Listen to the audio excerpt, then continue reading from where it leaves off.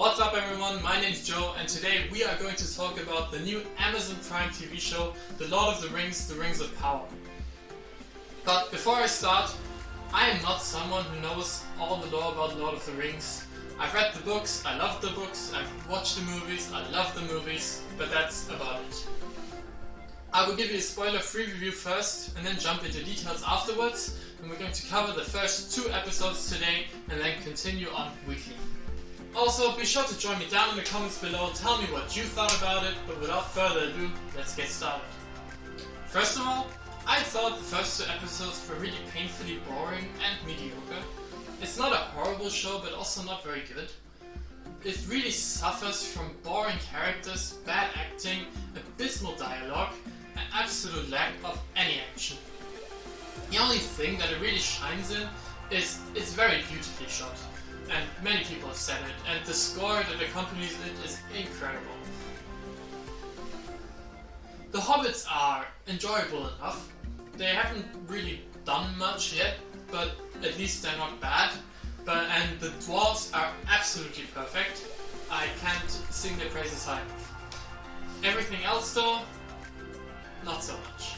Galadriel as the main character is pretty well cast, but she isn't really given anything to work with yet, and she doesn't really feel like the Galadriel we know.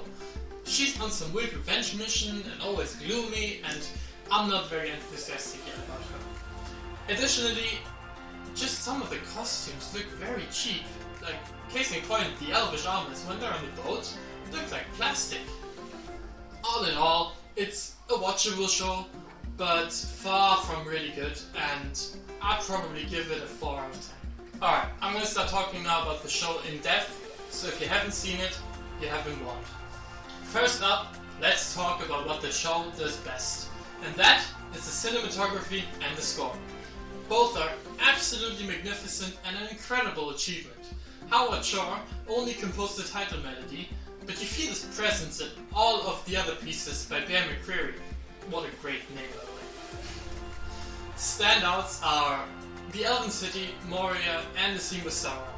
All 3 are stunning.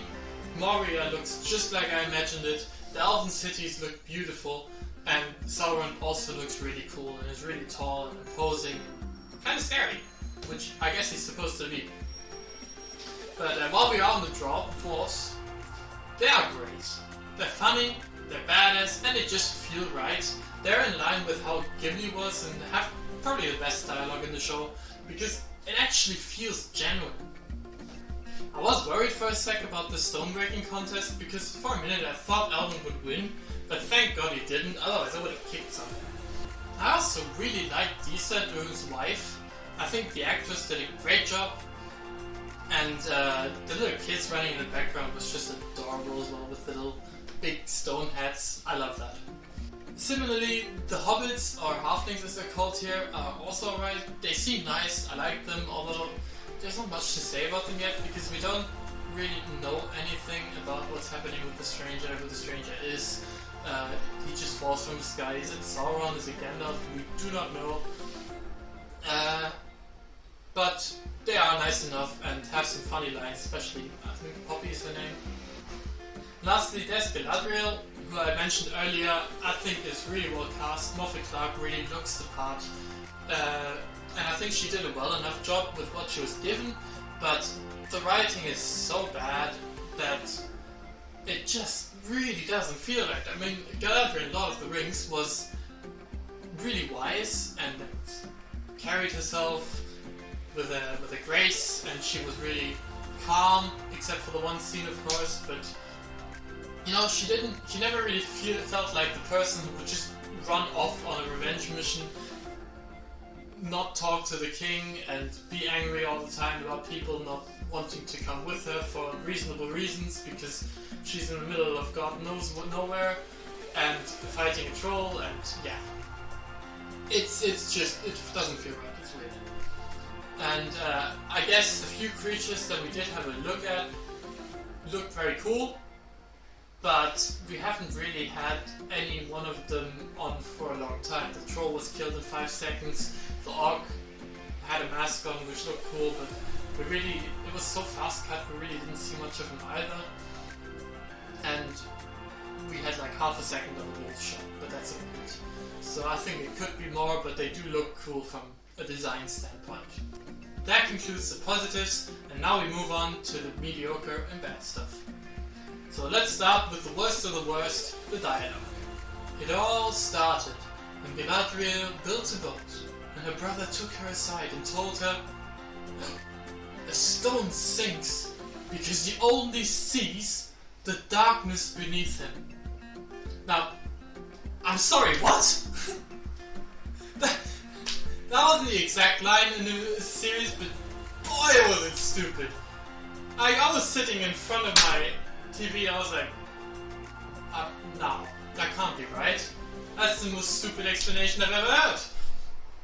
Anyway, this elvish nonsense continues in basically every scene and just makes them seem frustrating, annoying, and just pretentious. I don't know if that's the right word, but it feels pretentious. It also doesn't help that for some reason they all have short hair. Don't ask me why. I was under the impression that elves always have long hair, because that's how they picture it in every show or movie or book or anything. But for some reason, like 80% of the elves in this show are short-haired. I don't know if they were just too lazy to put long hair wigs on them, or didn't have enough money. I don't know why that would be a reason, but this show just confuses me so much. Anyway, it just all looks wrong. It doesn't feel like elves. It just feels like men with pointy ears. I don't know. It's weird. And of course, as I said earlier, the armor looks like it's from a cosplay competition, and it didn't even get first, like 10th place or something probably. And it's this boat scene where the armor just looks the worst, and the boat scene in general is just weird. Like, it doesn't explain, or no one explains, what the hell is going on. I'm watching this and they're going into some light. I don't know what the light is. I don't know what's behind the light. I don't know why they're going into the light. She suddenly starts jumping off the boat, which I get, but what is she thinking? Is she just gonna swim back to Middle Earth? Like, do elves have unlimited stamina? Is that something that I don't know about? Because it just seems like a stupid idea. Like, why would you not think of this before? Why would you not extensively think of this? Maybe, okay, you see the light and then you suddenly change your mind, but surely you're not gonna just swim back to Middle Earth. What if you swim the wrong direction and go past Middle Earth? You don't see any land anywhere. How are you gonna know you're going in the right direction? You could just arrive somewhere completely different. It's just this writing that's just all over the place. Also, like, the funny little thing that I was wondering is, like, why are they all standing? Do they not know how to build chairs? Or is this like a torture to make them stand and watch them die? I don't even know if they die, it's just too much. Anyway, from one elf to another, we move on to the Ranger Arandir, who, in my opinion, is by far the worst character on the show for now. The acting is really lackluster and the writing, as always, is abysmal, and he's the worst offender of an elf with short hair because he basically doesn't have any. All of that makes him a character who's incredibly boring and lacks any charisma whatsoever. I mean, take the scene in the tunnels, where he gets captured, and you're gonna sit there and tell me that a ranger elf can't hear a monster creeping up behind him. Is it an orc? I think it's an orc. We don't know yet, but I'm pretty sure it's an orc. But it just doesn't help his case. I thought elves were like, they can see for miles. So, are they not able to hear really well as well? I thought that was the case. It's just so inconsistent with what I thought was elvish behavior, you know? Also, orcs aren't really the most quiet, are they? Don't they, like, grunt a lot? I'm not sure about that, but tell me down in the comments if I'm right. Anyway, from one elf to another, we move on to the Ranger Arandir, who, in my opinion, is by far the worst character on the show for now.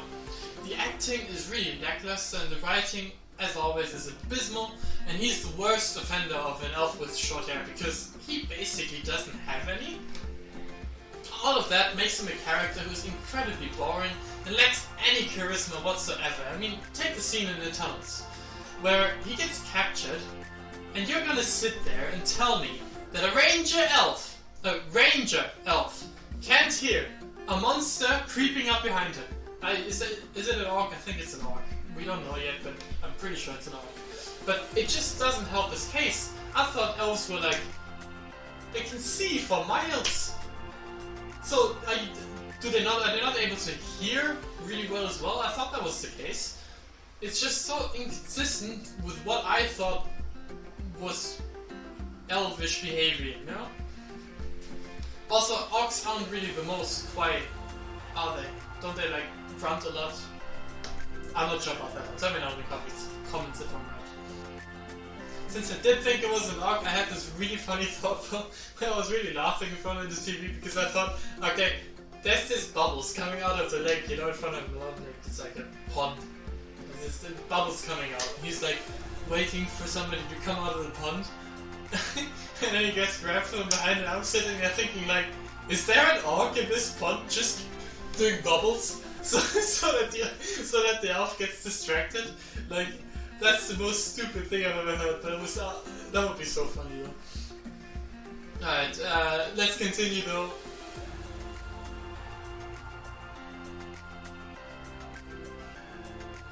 Anyway, it's an unnecessary trope used in the completely wrong way.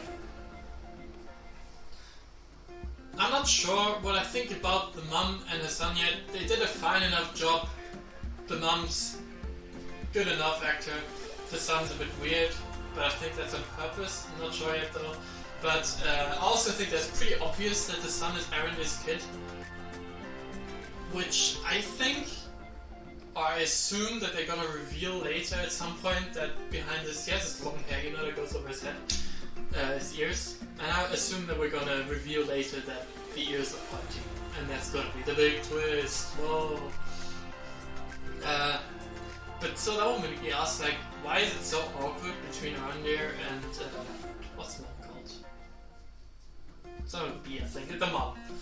Between Arandir and mom, it's really awkward, and I was like, if you guys had a relationship before, why are you, like, really weird about this now? And if not, why are we making such a big deal out of a kid? And now, for some burning questions. First up, who is the stranger? I've heard many theories ranging from Sauron to Gandalf about who the stranger is. I personally lean more towards the Gandalf side because I think it would explain his Hobbit affections really well and how he was visiting Hobbits before Bilbo and Frodo already, and it feels more right than the Sauron theory because I think Sauron would be very weird if it was him flying across the sky and not remembering anything. I wouldn't be able to explain it to myself. The only reason why I think it makes a bit of sense is because Firefly's dying and all the fire and the just a sinister atmosphere. But I think it might be a bit of a switch and run. I don't know if you can say that. But like a bait. Now the second question is, who is the guy from the raft? You know, I saw this guy and instantly thought, hey, that guy looks like Aragorn. And then he got killed by the one. And I was like, oh, never mind. But of course he then reappeared like 2 minutes later and apparently he got away and as the only one and left the others to die and rescues Galadriel. And now they're on the boat together, or getting rescued together by some mystery person, which I guess is probably the guy from the trailer on the boat. I'm gonna hazard a guess. But I think this is probably gonna turn out to be Aragorn's twin sister, because if it is, like, he just looks a lot like Aragorn. As I said, I instantly thought that. It will make a lot of sense. The casting seems really good. He's charismatic enough to be Aragorn's ancestor, I guess. He seems cool. I like him. Even though we haven't really seen much of him. The third and final question is, what's in the box the dwarves open at the end?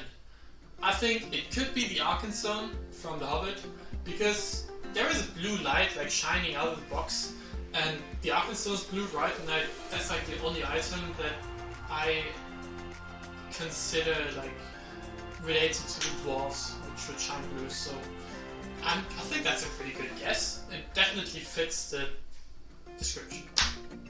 To wrap it up, I think The Rings of Power is watchable, but for the budget it has and the expectations put on it, it's still a massive disappointment, and I hope it's gonna get better.